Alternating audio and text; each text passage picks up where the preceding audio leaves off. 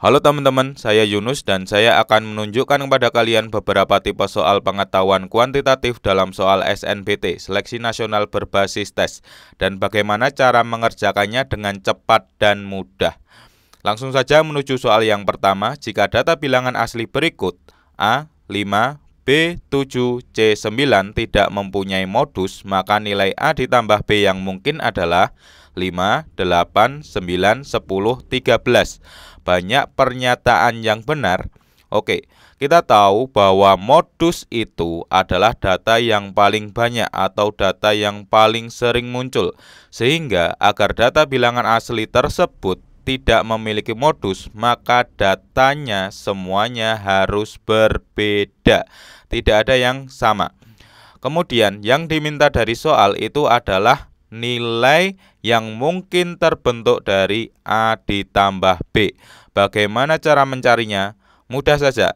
Tinggal kita mencari dua buah bilangan yang apabila dijumlahkan itu menghasilkan bilangan-bilangan yang diberikan, yaitu 5, 8, 9, 10, dan 13.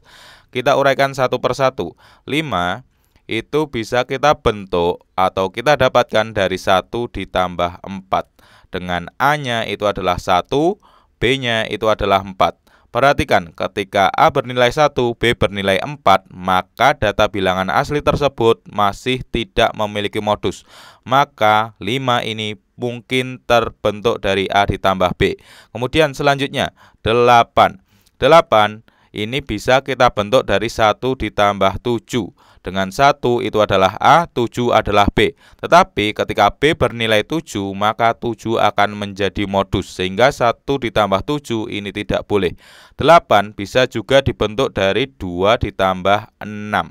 Nah, perhatikan ketika A bernilai 2 dan B bernilai 6, maka data bilangan asli tersebut tidak memiliki modus. Maka 2 ditambah 6 ini boleh. Atau dengan kata lain, 8 mungkin terbentuk dari A ditambah B. Kemudian selanjutnya, 9. 9 mungkin kita bentuk dari 1 ditambah 8. Yang mana A bernilai 1, kemudian B bernilai 8. Nah, ketika A bernilai 1, B bernilai 8, data bilangan asli tersebut tidak memiliki modus. Maka 9 juga mungkin terbentuk dari A ditambah B. Kemudian selanjutnya 10. 10 mungkin kita bentuk dari 1 ditambah 9, yang mana A-nya bernilai 1, B-nya bernilai 9. Tetapi ketika B bernilai 9, maka 9 akan menjadi modus, sehingga 1 ditambah 9 tidak boleh. Kemudian 10 bisa kita bentuk dari 2 ditambah 8. Yang mana A bernilai 2, B bernilai 8. Ketika A bernilai 2, B bernilai 8, data bilangan asli tersebut masih tidak memiliki modus. Maka 2 ditambah 8 boleh. Dengan kata lain, 10 mungkin terbentuk dari A ditambah B. Kemudian yang terakhir 13. 13 mungkin kita bentuk dari 1 ditambah 12, 2 ditambah 11, kemudian 3 ditambah 10, 4 ditambah 9, kemudian 5 ditambah 8, kemudian 6 ditambah 7. Nah, 1 ditambah 12 tidak boleh, karena bilangan yang paling besar itu adalah 9. 12 tidak boleh. Kemudian 11 tentu juga tidak boleh, 10 juga tidak boleh. Kemudian 4 ditambah 9. A-nya bernilai 4, B-nya bernilai 9. Ketika B bernilai 9, 9 akan menjadi modus. Tentu ini juga tidak boleh. Kemudian 5 ditambah 8. A bernilai 5, B bernilai 8. Ini juga tidak boleh, karena 5 akan menjadi modusnya. Kemudian 6 ditambah 7. Ini juga tidak boleh, karena ketika A bernilai 6, B bernilai 7, maka 7 akan menjadi modus. Sehingga 13 itu tidak mungkin terbentuk dari penjumlahan A dan B atau A ditambah B. Sehingga pernyataan yang benar itu adalah 5, 8, 9, dan 10. Sehingga banyaknya pernyataan yang benar itu ada 4 pernyataan. Jawabannya adalah yang D. Lanjut. Soal kedua, jika data bilangan asli berikut A 5, B 7, C 9 tidak mempunyai modus, maka nilai A kali C yang tidak mungkin adalah 6, 7, 36, 38, 40. Banyak pernyataan yang benar. Oke, soal ini mirip dengan soal nomor 1 pada soal sebelumnya. Tetapi pada soal ini yang diminta itu adalah nilai yang tidak mungkin terbentuk dari perkalian antara A dengan C, A kali C. Yang mana nilai-nilainya itu adalah 6, 7, 36, 38, 40. Lalu bagaimana caranya? Sama seperti nomor 1, tinggal kita uraikan saja.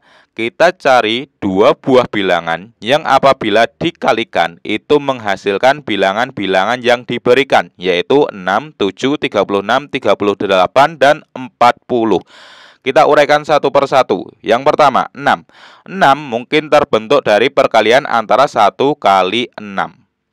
Nah, ketika A bernilai 1, C bernilai 6, data bilangan asli tersebut masih tidak memiliki modus, maka 6 mungkin terbentuk dari perkalian A kali C. Kemudian 7. 7 dapat kita peroleh dari perkalian antara 1 dengan 7. Ketika A bernilai 1, C bernilai 7, maka 7 akan menjadi modus. Sehingga 7 tidak mungkin terbentuk dari perkalian A dengan C atau A kali C. Selanjutnya, 36. 36 dapat kita peroleh dari 1 kali 36, 2 kali 18, 3 kali 12, kemudian 4 kali 9, kemudian 6 kali 6. Nah, perhatikan ketika A bernilai 1, C bernilai 36, ini tidak mungkin. Karena apa? Karena bilangan terbesarnya itu adalah 9. 36 tidak mungkin. Kemudian 2 kali 18 itu juga tidak mungkin. Karena 18 lebih dari 9, tidak boleh. Kemudian 12 juga sama. Kemudian 4 kali 9 juga tidak boleh. Karena ketika A bernilai 4, C bernilai 9, 9 akan menjadi modus. Kemudian selanjutnya 6 kali 6. Ini tentu tidak boleh karena kita tahu 6 dan 6 itu akan menjadi modusnya. 6 akan menjadi modus dari data bilangan asli tersebut. Sehingga kita dapatkan bahwa 36 itu tidak mungkin terbentuk dari perkalian antara A dengan C. Kemudian selanjutnya 38. 38 mungkin kita dapatkan dari 1 kali 38, ini tidak mungkin. Kemudian yang kedua itu adalah 2 kali 19. Ini juga tidak mungkin karena bilangan terbesar itu adalah 9. 19, 38 itu tidak boleh. Sehingga 38 tidak mungkin didapatkan dari perkalian antara A dengan C. Dan yang terakhir 40. 40 bisa kita dapatkan dari 1 kali 40, ini tidak mungkin. Kemudian 2 kali 20 ini juga tidak mungkin. Kemudian 4 kali 10 ini juga tidak mungkin. Selanjutnya 5 kali 8. Ini juga tidak mungkin. Kenapa? Karena ketika A bernilai 5 dan C bernilai 8, maka 5 akan menjadi modus. Sehingga kita dapatkan bahwa 40 itu tidak mungkin terbentuk dari perkalian antara A dengan C. Sehingga yang tidak mungkin terbentuk itu adalah 7, 36, 38, dan 40. Banyaknya pernyataan yang benar itu ada 4. Jawabannya adalah yang D. Lanjut. Hasil integral 6x dikurangi 5 per akar 3x kuadrat dikurangi 5x ditambah 1 dx sama dengan. Oke, untuk mengerjakan soal ini kita perlu menggunakan metode integral substitusi. Yang mana kita misalkan 3x kuadrat dikurangi 5x ditambah 1 itu sebagai U. Ketika U kita turunkan terhadap X, maka kita tuliskan DU per DX. 3x kuadrat dikurangi 5X ditambah 1, kita turunkan terhadap X, hasilnya adalah 6X dikurangi 5. Nah, kita dapatkan DU itu sama dengan 6X dikurangi 5 DX. Nah, kita dapatkan 6X dikurangi 5 DX itu adalah DU. Kemudian tinggal kita substitusikan. Akar dari 3X kuadrat dikurangi 5 ditambah 1 itu menjadi akar U. Karena itu tadi sudah kita misalkan dengan U. Sehingga kita dapatkan integralnya itu adalah akar U yang ada di sini. Kemudian yang atas perhatikan 6X dikurangi 5 DX. 6X dikurangi 5 DX itu adalah DU. Maka kita ganti dengan DU. Nah, seperti ini. Kemudian integral ini dapat kita tuliskan sebagai 1 per akar U DU. Atau akar U itu sama dengan pangkat setengah. Sehingga kita dapatkan integral 1 per U pangkat setengah DU. Ketika U-nya kita naikkan ke atas, maka pangkat setengah akan menjadi pangkat negatif. Kita dapatkan integral U pangkat negatif setengah DU. Lalu kita integralkan saja U terhadap DU. Kita dapatkan hasil integralnya adalah 1 per negatif setengah ditambah 1. U pangkat negatif setengah ditambah 1 ditambah C. Kita dapatkan negatif setengah ditambah 1 itu sama dengan setengah. Sehingga di depan ini kita dapatkan 1 per setengah. U pangkat berapa? Negatif setengah ditambah 1 itu adalah setengah ditambah C. 1 per setengah itu sama dengan 2. U pangkat setengah itu sama dengan akar U ditambah C. U tadi apa? U tadi adalah 3X kuadrat dikurangi 5X ditambah 1. Sehingga tinggal kita substitusikan U dengan 3X kuadrat dikurangi 5X ditambah 1 ke dalam hasil yang kita dapatkan ini. Kita tuliskan 2 akar U-nya adalah 3X kuadrat dikurangi 5X ditambah 1 ditambah C. Oke, kita cari jawabannya. Jawabannya adalah yang C. Lanjut. Soal nomor 4. Jika UN adalah suku ke N barisan aritmatika dan U7 ditambah U3 sama dengan 3U9, maka U3 banding U12 sama dengan... Oke, masih ingat dengan barisan aritmatika yang mana UN itu rumusnya adalah A ditambah N-1B. Sehingga ketika kita punya U7 itu sama dengan A ditambah N-nya adalah 7 dikurangi 1 berarti 6. 6 kali B adalah 6B. Kemudian U3 itu kita dapatkan A ditambah 2B. Kemudian U9 itu adalah A ditambah 8B. U12 itu adalah A ditambah 11B.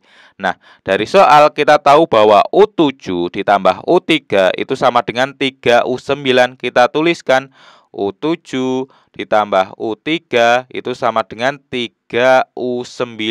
U7 tadi adalah A ditambah 6B. Kemudian U3 itu adalah A ditambah 2B. Sama dengan 3U9 itu adalah A ditambah 8B. Kita dapatkan ruas kanan 3 kali A itu adalah 3A, 3 kali 8B itu adalah 24B. Kemudian ruas kiri kita dapatkan A ditambah A itu adalah 2A, kemudian 6B ditambah 2B itu adalah 8B. Selanjutnya 2A kita pindah ke ruas kanan, kemudian 24B kita pindah ke ruas kiri. Sehingga kita dapatkan 3A dikurangi 2A sama dengan 8B dikurangi 24B. 3A dikurangi 2A itu sama dengan A. 8B dikurangi 24B itu sama dengan negatif 16B. Kita dapatkan nilai A itu sama dengan negatif 16B. Nah, yang ditanyakan dari soal itu adalah U3 banding U12. Yang mana U3 itu adalah A ditambah 2B. U12 itu sama dengan A ditambah 11B. Yang mana A tadi nilainya adalah negatif 16B. Kita masukkan ke U3 dan U12. Sehingga kita dapatkan negatif 16B ditambah 2B per negatif 16B ditambah 11B. Yang atas kita dapatkan ini adalah negatif 14B. Kemudian yang bawah kita dapatkan hasilnya adalah negatif 5B. B-nya kita coret, kemudian negatifnya kita coret, sehingga perbandingan antara U3 banding 12 itu sama dengan 14 banding 5. Atau boleh kita tuliskan sebagai 14 banding 5 seperti ini. Jawabannya adalah yang A. Lanjut. Jika A inverse itu sama dengan matriks 5, 3, negatif 2, 1.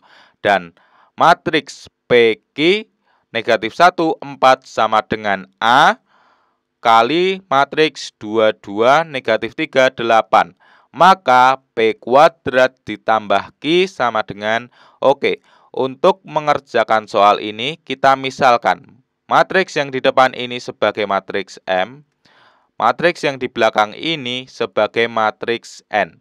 Sehingga apabila kita tuliskan menjadi matriks M itu sama dengan perkalian antara matriks A dengan matriks N. Nah, lalu gunanya matriks A inverse itu apa? Matriks A inverse itu kita gunakan untuk menghilangkan matriks A yang ada di ruas kanan ini. Bagaimana caranya? Dengan kita kalikan kedua buah ruas dengan matriks A inverse dari sebelah kiri. Sehingga kalau kita tuliskan menjadi seperti ini. A inverse dikalikan matriks M sama dengan A inverse dikalikan matriks A dikalikan matriks N. Nah, kita tahu bahwa A inverse kali A itu adalah matriks identitas. Kita simbolkan dengan I seperti ini, kemudian dikalikan dengan N. Kemudian ruas kiri kita dapatkan A inverse itu kali matriks M. Matriks identitas kali matriks N itu adalah matriks N.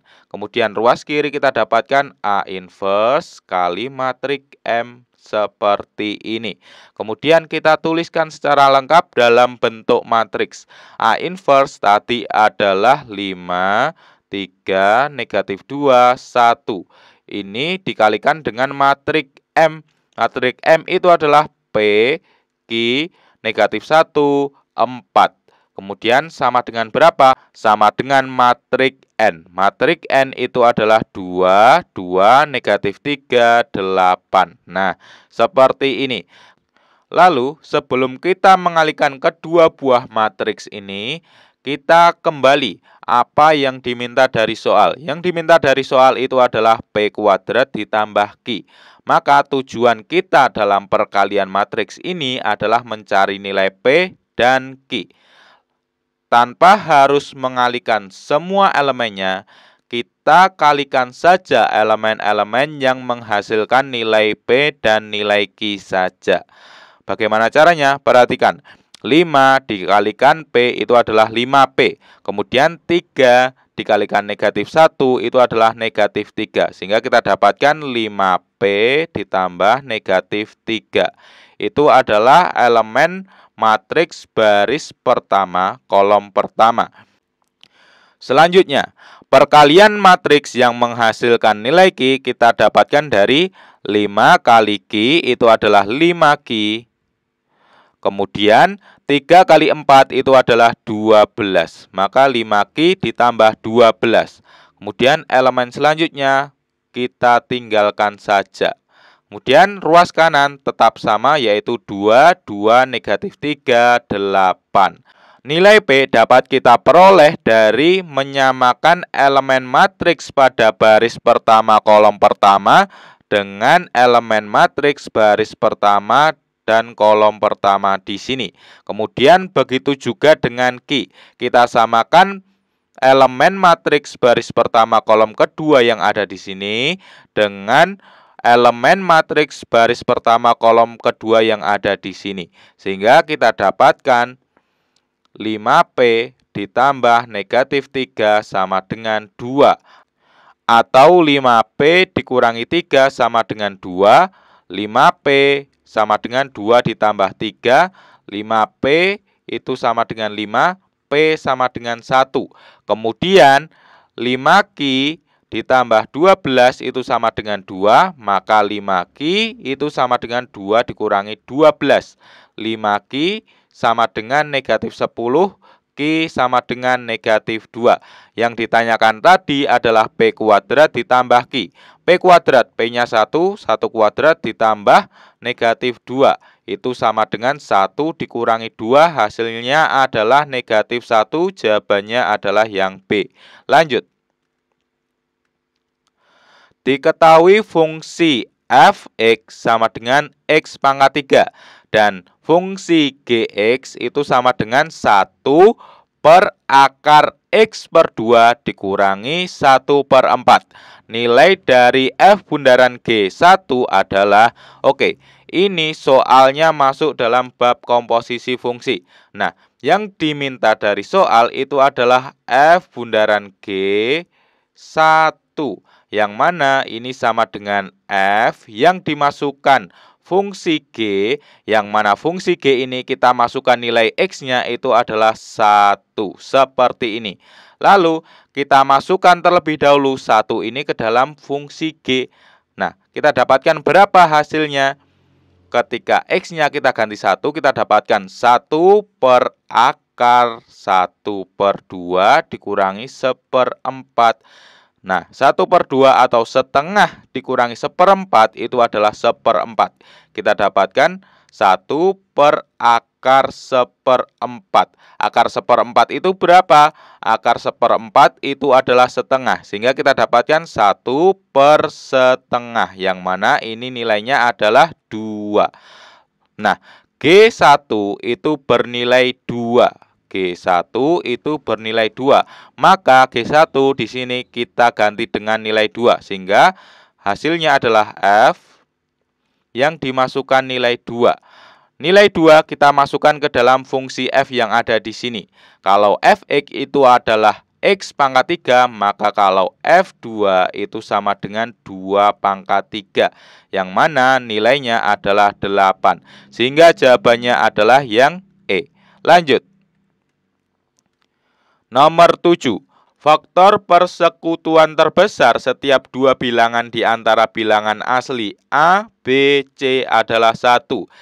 Jika A kuadrat kali B sama dengan 20 dan B dikurangi A sama dengan C, maka nilai A ditambah B ditambah C yang mungkin adalah 10, 12, 40, 41. Mana pernyataan yang benar? Oke. Untuk menjawab soal ini, kita mulai dari mana? Kita mulai dari A kuadrat kali B sama dengan 20. Bagaimana caranya? Kita cari saja dua buah bilangan yang apabila dikalikan itu menghasilkan nilai 20. 20 kita dapatkan dari 1 kali 20, 2 kali 10, kemudian 4 kali 5. Nah, di antara tiga kemungkinan ini, mana yang terdapat bilangan kuadrat? Kita dapatkan bahwa terdapat bilangan kuadrat yaitu 4. 4 berasal dari 2 kuadrat. Kemudian 1 berasal dari 1 kuadrat. Sehingga kita dapatkan nilai A kuadrat itu sama dengan 4 atau A-nya itu sama dengan plus minus 2. Tetapi karena ini kita berbicara dalam bilangan asli, maka kita gunakan nilai A itu adalah yang positif, yaitu nilainya 2. Kemudian ketika A bernilai 2, maka B-nya bernilai 5. B bernilai 5. Kemudian kemungkinan yang kedua yaitu ketika A kuadrat itu sama dengan 1, sehingga A-nya itu adalah plus minus 1. Tetapi seperti yang tadi, kita bicara pada bilangan asli, sehingga kita gunakan A-nya yang positif yaitu 1. Kemudian ketika A-nya 1, maka B-nya bernilai 20. B bernilai 20. Kemudian kita cari nilai C-nya. Dari mana? Dari B dikurangi A sama dengan C. B dikurangi A sama dengan C.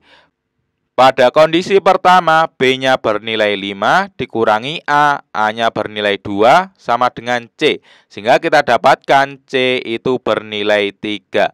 Kemudian pada kondisi kedua, B dikurangi A sama dengan C, B bernilai 20, A bernilai 1, maka C-nya kita dapatkan hasilnya adalah 19. Yang ditanyakan dari soal itu adalah A ditambah B ditambah C. Kondisi yang pertama, A ditambah B ditambah C. A-nya bernilai 2, B-nya bernilai 5, C bernilai 3. Kita jumlahkan. 2 ditambah 5 ditambah 3.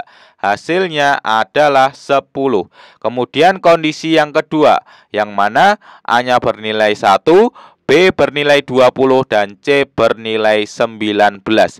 Sehingga kita tuliskan A ditambah B ditambah C. A bernilai 1, kemudian B bernilai 20, C bernilai 19. Ketika kita jumlahkan 1 ditambah 19 itu adalah 20. 20 ditambah 20 hasilnya adalah 40.